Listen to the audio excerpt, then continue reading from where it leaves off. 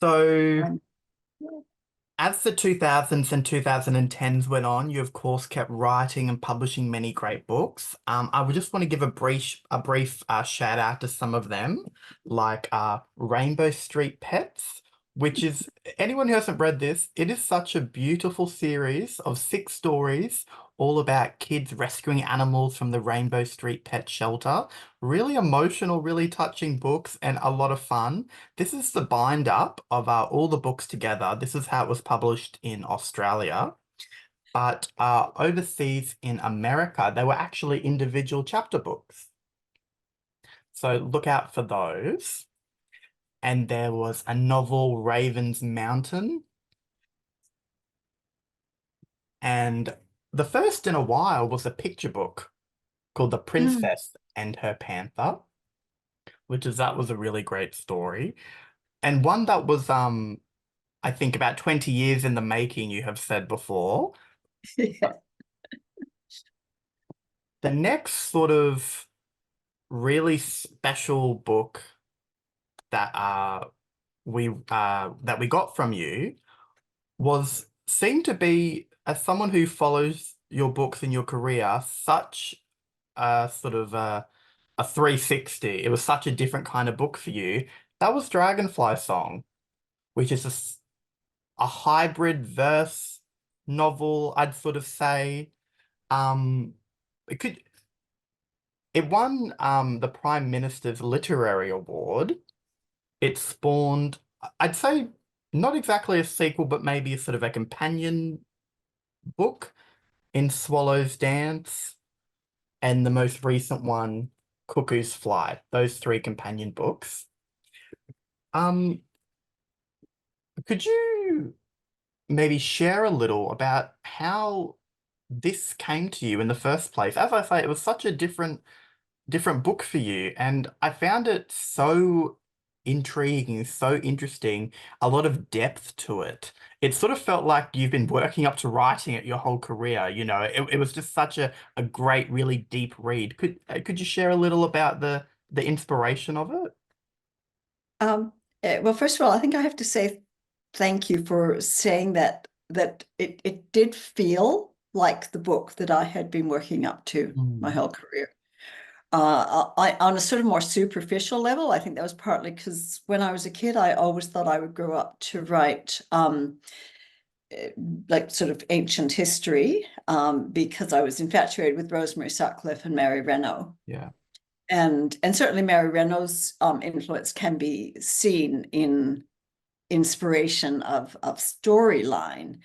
Uh, but yes, I thought I would grow up to write about Roman Britain, though. That's what I was going to write about. I thought that I was probably the reincarnation of a Roman British soldier. And I can see him very clearly in my head. I don't think that I believe that, but that was what, sort of 12-year-old me was quite convinced. Mm. So it was in that sense, but much more.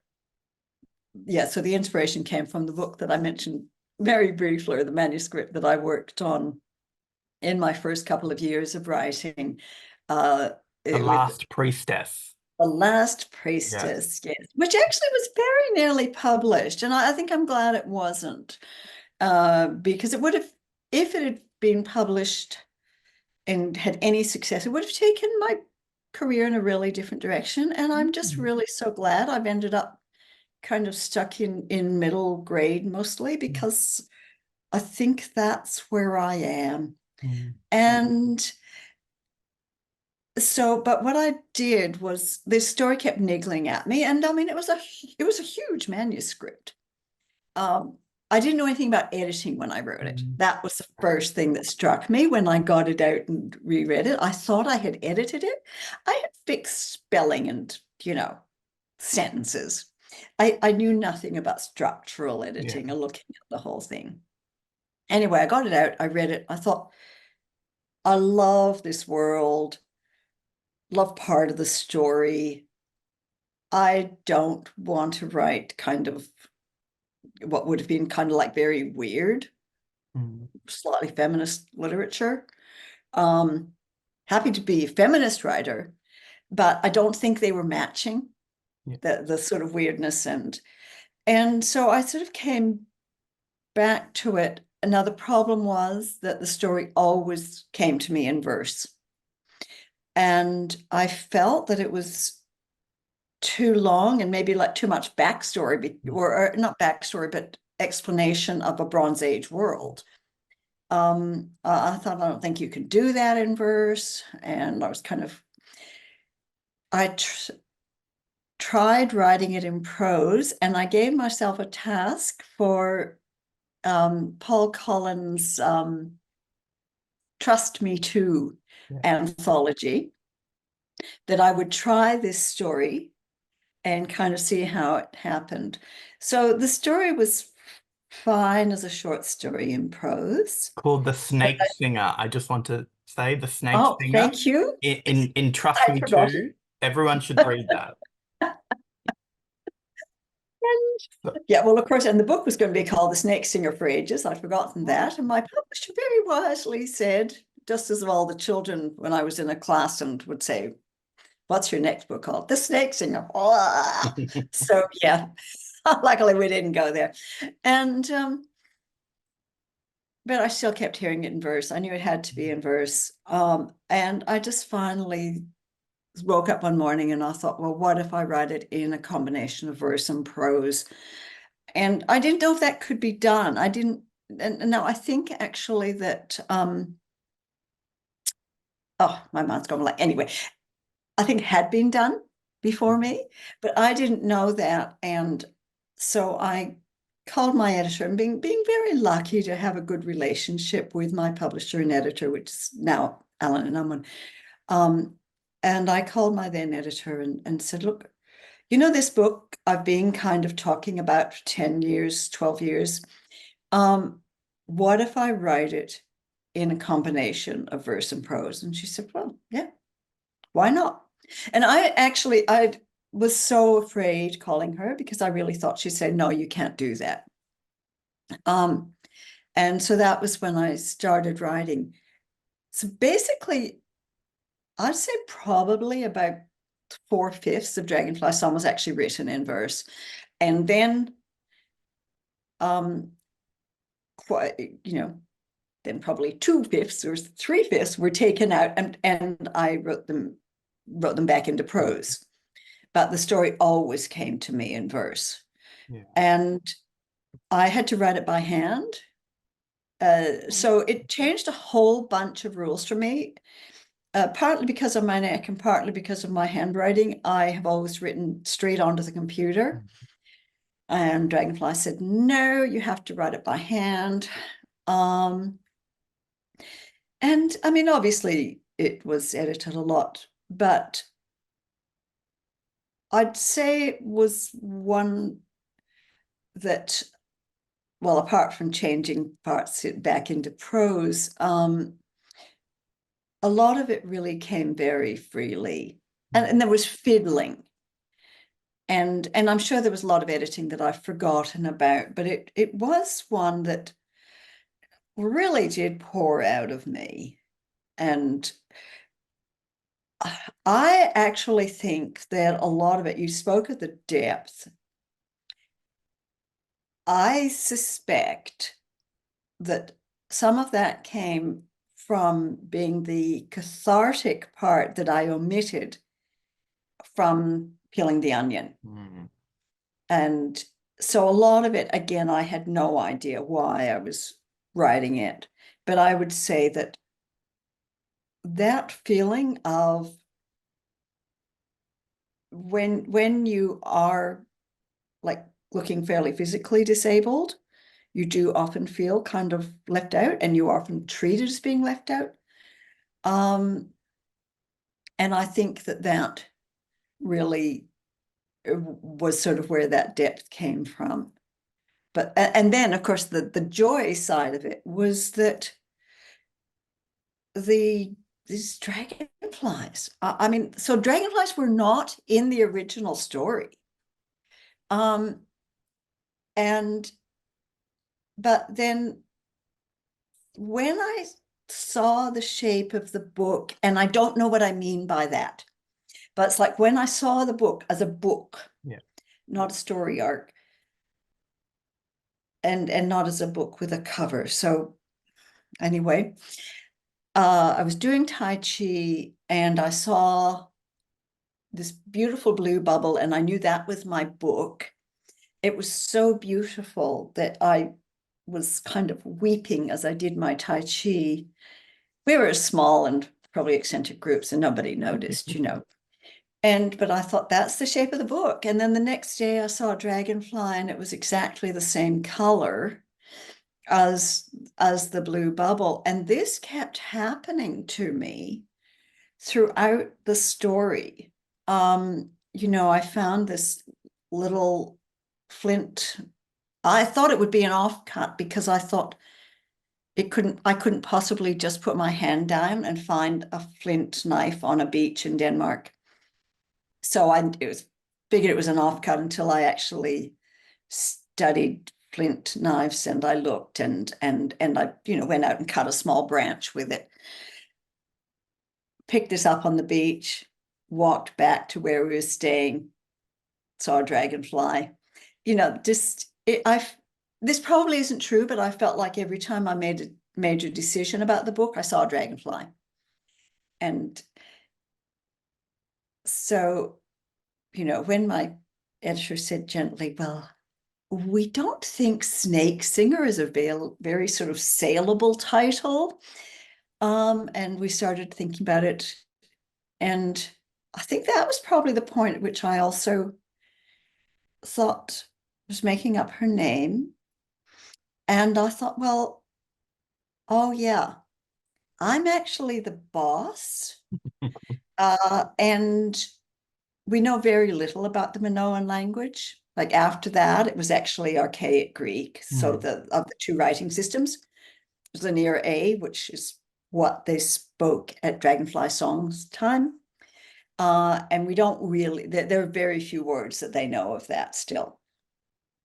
And I thought, oh, okay, I get to be the boss. Her name can mean dragonfly. I've been calling her Asa, but I can give it a meaning. And it was kind of scary, like, but what if I'm wrong? And no, Wendy, it's fiction. It's okay. You've made the whole story up. The really, really kind of the two really strange things. I got a grant to research the next Swallow's Dance, and then that also went to Cuckoo's Flight as well. And so I'd made contact with a really wonderful archaeologist and went to see her in Crete.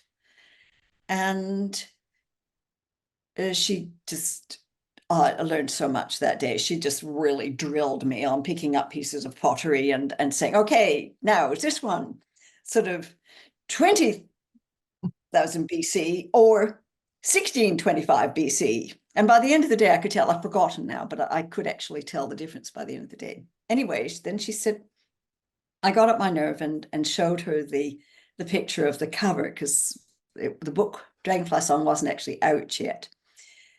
And she said, oh, but the dragonfly. Well, of course. So you sort of named it that because the dragonfly is the symbol of the Minoan mother goddess. And I said, no, I didn't actually know that. And anyway, she showed me the picture. I said, oh, yes, well, no, I hadn't seen that picture. But the other thing was that the day that I sent pretty well the very final draft, which was, I think, on Christmas Eve, and I sent it off to my editor, and yeah, it was a very powerful book for me. I went and laid down on the grass outside. And I opened my eyes and there were just clouds of dragonflies ahead above me. I have never Wow. seen clouds of dragonflies. And it was the most incredible omen. And actually what I'd forgotten then, but that my editor told me that when I sent her the first few pages just to say, do you think I'm on the right track? She was very moved. She actually had to go outside and walk in the Treasury Gardens to kind of calm down. Dragonflies everywhere. And so, it was just one of those books that was quite sort of mysterious in what it did. And in some ways it's probably the book I'm proudest of, maybe It and Dark, but Yeah. and again, but you just don't know where some books come from. I Yeah. mean, really. That seems to be the sort of magic of it, you don't need to know always where it comes from, but the effect it has had, obviously, and those wonderful omens in a good way of the dragonflies, just I think make it just seem all that more magical. That's wow. That's amazing. That is so It amazing. is. Oh, And can I show you my cover? Because yeah, just this is my little brag. But so this is my cover with all its stickers on, except beautiful. of course the American Junior Library Guild one isn't on this Yeah. one. Um, and it was very validating for a book that I thought I was honestly afraid my publishers wouldn't take it. Mm, When I finished it, I thought, but it is so odd. They're mm, really not going to take it. And so, well, obviously they did and said nice things. yeah. But when I got the first, I think it was the Librarian's Choice Award for secondary schools, I think it was. I think that was the very first award it had. I was like, oh, okay. Whatever happens, it's not going to be an absolute failure. Yeah. You're validated. And that's, to me, that's the big one. Just, don't let it be a terrible flop. Yeah. Well, it wasn't. Look at that cover. Look at all the people who love it, and the sequels as well. That's wow. Clearly such a special book for you, for the world, but that's those special meanings and little omens behind it, like you almost can't believe it, but you do because I think that's just magic. That's wonderful, Wendy. Wow. I think there is magic in writing. Like, Yeah. I don't believe in, somebody kind of downloads a book to you. Yeah. Or I'd be happy, but there is a different sort of magic sometimes in writing. I Yes. really believe that. Yes. Definitely. Wow. And you don't know what's coming next. You don't know what idea is going to come, how it will grow, what's going to be sort of around the corner for a new story. I think that's pretty magical as well. Mm. It is truly magical. So your latest book, which came out just last year, is Honey and the Valley of Horses. And I know you've got a beautiful copy of the American and Canadian edition called Out of the Valley of Horses. Show you quickly, but you know, obviously the Australian one is first and Yeah, available here. yeah. And that's from Allen and Unwin, your usual publisher, of course, so everyone can buy a copy in bookshops. Where did Honey and that valley come from? Do you know? What was that what was the spark of the idea originally? It actually started with the first line. So I think every book has started with something different. Um, the in the mountains there was a valley, and in the valley were the horses. So that phrase just came into my mind one day. So I knew it had a story. And my problem was that I liked it so much. I liked the thought of living in a valley of horses so much that I couldn't really see a problem. And obviously you have to have a Yeah, problem for a plot. And so I kind of was just playing with this and, various versions, I guess, kind of Heidi or something, were in my head and, all being rejected. And then we had the pandemic. Well, and, there's a problem. And so what I saw was like this family fleeing the pandemic. Eventually, they had an ice cream van was their converted ice cream van was their Love the camper ice cream van. van. And but then, they're just kind of heading off into the wild blue yonder. They're going to go camping for, 6 weeks, 3 months, something like that. Like what a long camping trip. But they're not actually intending to leave the world completely. But because they don't have any particular direction in mind, when they see a bridge and these horses on the other side, they cross the bridge and then they follow the horses as you do. But what they don't see is that the bridge has disappeared behind them and the track into the bush has just closed up completely. So they're in this place that's kind of paradise, but they are trapped. And so, so is it still paradise if you can't get out? And they are very happy there. The parents, of course, never give up trying to get out. But they basically build a happy life until, of course, a crisis happens. Dad gets sick, and it turns out you can't live the world without people. We do need other people. And I've sometimes thought that, like I said to my publisher early on, so think Nim's Island with horses. But as I finished it, I thought, well, actually, it's the opposite, because Jack and Nim flee the world. They can go back when they want. They have the boat. They can go back. They have their satellite. They have communication with the outside world. The Honey's family can't go back.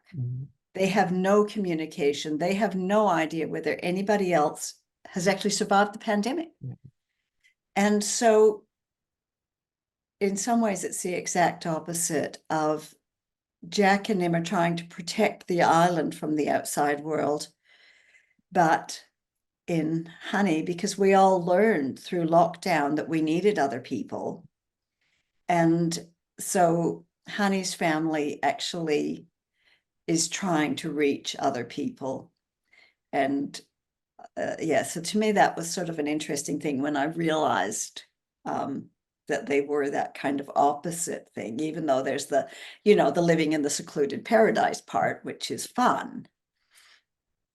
So it was, and so so I guess it was lockdown, and of course I had my son, we had our son and daughter-in-law, and a 10-month-old baby and 2.5-year-old toddler, who were kind of 1.5 and 3.5 when they left.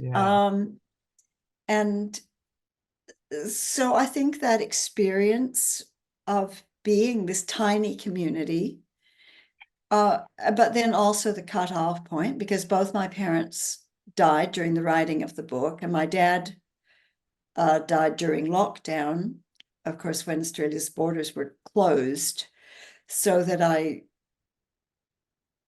knew that I couldn't even try to go back. And so that feeling of being cut off, which we all experienced, not saying it was special just because I happened to have family overseas. But I think it just, it was what gave me the construct to have this perfect valley but you got to get out. I really love the book. And if anyone hasn't read it, make sure you go and grab a copy. It's a very special story. And as you've just said, Wendy, the personal circumstances that occurred when you were writing it, I feel like so much of that emotion is beautifully infused in the text of this. I think it's an undercurrent, sort of runs under the book, knowing those circumstances, and it makes it even more of a beautiful story that I definitely think everyone should read, of course. But Brenton, can I just say something there that at one point I thought, oh, I hope that doesn't make it too, like too sad. But something that I realized during the kind of 2 years that covered the Mm. writing of it, which actually had a whole bunch more disasters than my parents dying. Obviously not worse disasters, but extra ones. And so that we had about 15 months where I felt we lurched from one crisis. I mean, like 80 trees being ripped out of the ground by a mini tornado and three of them landing on the roof and smashing Mm. part of our house, Oh, Um, and yeah, lots of bad stuff. And every time I sort of emerged enough from the crisis to be able to mm. think again, I was able to dive into the world of this beautiful valley and the horses, because of course I loved these magical horses. And I hasten to say they are not glittery unicorn magical horses. They are simply very wise mentors with a few kind of super speed and strength, but they don't fly. And they don't speak. But diving into that world, and it actually made me realize that something I often say, I really believe at a deep level, that so much of reading and of writing is about that escape into a world that isn't ours. And as I say, I think this is what I mean. I'm really kind of stuck in middle grade because I love being about 11 or 12 when the world is open and you can do things and you're smart and you're questioning, but you're open to magic. You believe you can do anything, even if you're scared. And to be able to dive into that world, I mean, I think that book really just kind of saved my life to be able to ride these horses and to relax in the mud ponds and just all these things. And I thought, oh, it really is true. I haven't lost that. I Mm. just love being in this other world. Oh, that's beautiful, Wendy. And I completely agree with that. That's a wonderful sentiment.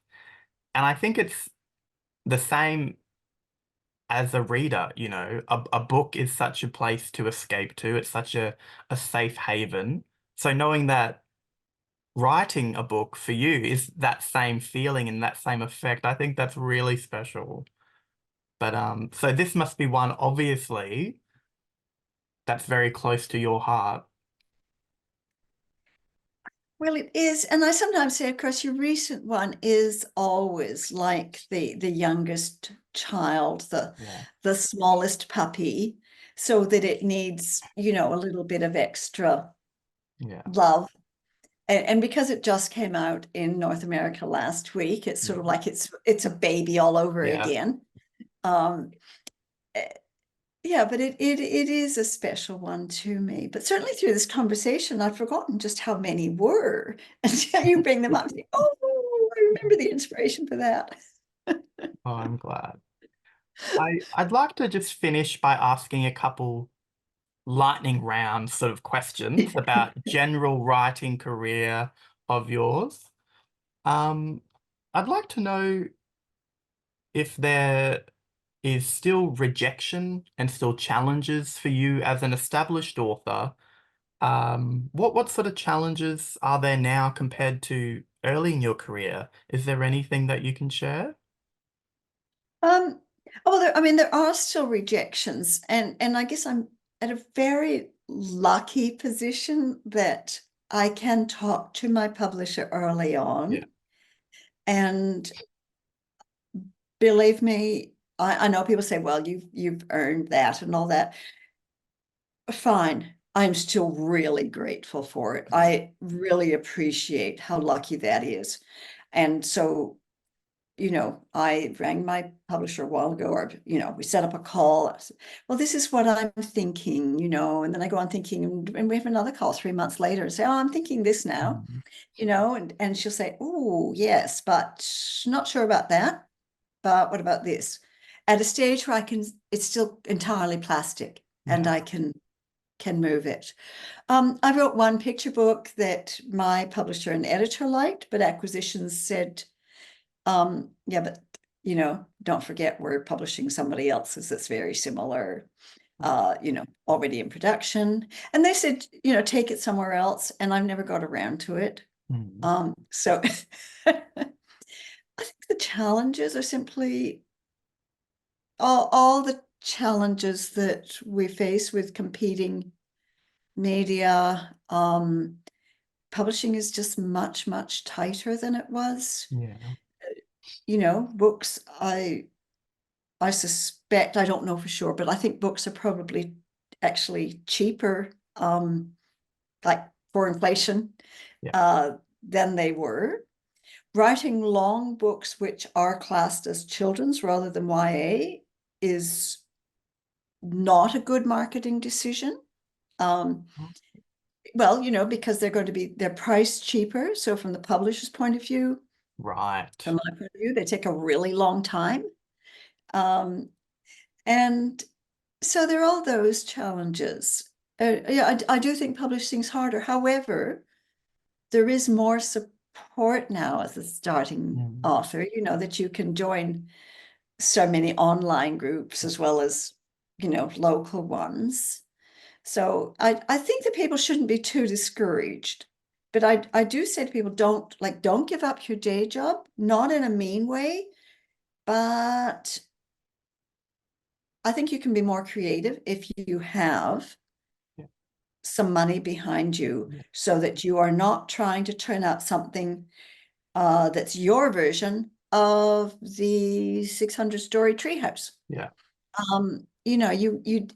So you need a little bit of freedom to Mm. create. I think also one thing I want to add is something you've said to me before when I've emailed you or upset about some writing problem, is you've reminded me that it's got to be focused on the writing. Don't even think about the publishing. You've got to love the story. You've got to love the story writing. And I think it's so easy to get caught up in the market and the publishing side of it and then seem to forget, do you love the story you're writing? Do you actually enjoy the physical writing act? Like that's got to come first. It has to come first, and I think that's a problem with social media, Yeah. that there's far too much emphasis on marketing. Mm. Let alone the emphasis, of course, is on people's successes. Yes. And so everybody in the world is having an award today, and I can't even, get my book looked at. Um, but I think that is a problem. You've Mm. got to write the book before you market. I mean, fine, build up your profile, but if you want to, but writing the book is still the most important thing. Yeah. Unless you want to build up a career as a supermodel or something Yeah. first, and then you can get it published. But for most of us, you got to write it Yeah. first. Exactly. Um, you've mentioned throughout this chat that there are so many great responses and you've had to many books of yours, like Peeling the Onion, great responses and letters from readers. And of course, Nim's Island has had lots of fans. Is there any particular special fan encounter or funny memory or just something with a response to your book that sticks out in your mind that you've had? There are an awful lot. Yeah. A little girl who drove through a snowstorm to meet me in a bookstore in Oh, wow. in Minneapolis and just sat on my lap and giggled. Um, and like a little boy who wrote to me and said, I'm just like Nim because I live on a farm in Alberta in Canada. And Oh, I live my first story of Nim's Island, written when I was 9, was written when we lived in Alberta. And I can tell you, Alberta is not a tropical island. It's a cold prairie province. And so there've been a lot of really lovely ones mm. like that. I still get a huge kick out of people writing to me about Nim because they've just read it now Oh, and wow. they're still so excited. Wow. And I also remember writing back to this little boy who was really passionate about writing and wanted to write stories and even gave himself a pseudonym. And, then he wrote more letters over the years, and I met him, and I know who that and here he is. is interviewing me. And Brenton, I feel so ridiculously proud of you when you do something and somebody says, oh, look what Brenton's done. And it's sort of like, oh, Oh, that's Wendy, that's so that's so sweet. I know. You've been such a mentor to me for so long. You know, you have literally been there since the beginning of me wanting to be a writer.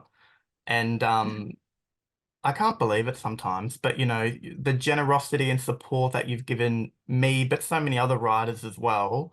And we said at the start about when we met so long ago and you signed my books. I'm nearly 30 years old now. I just can't believe it's been that long. Um, that's pretty special. So we have such little time left, so I want to end on just one last quick question. If there was a literary time capsule that was going to be opened in 1,000 years and they discover who Wendy Orr was, what are the three Wendy Orr books that you would put in that time capsule that you think best express who you are as a writer? Well, I was glad you actually warned me about this one Yeah, because I really did have to think about it's it. tricky.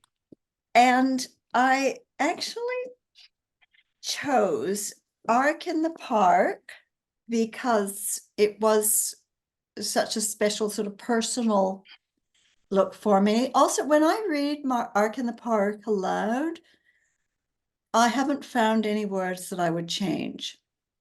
Yeah, And so I'm quite pleased about that.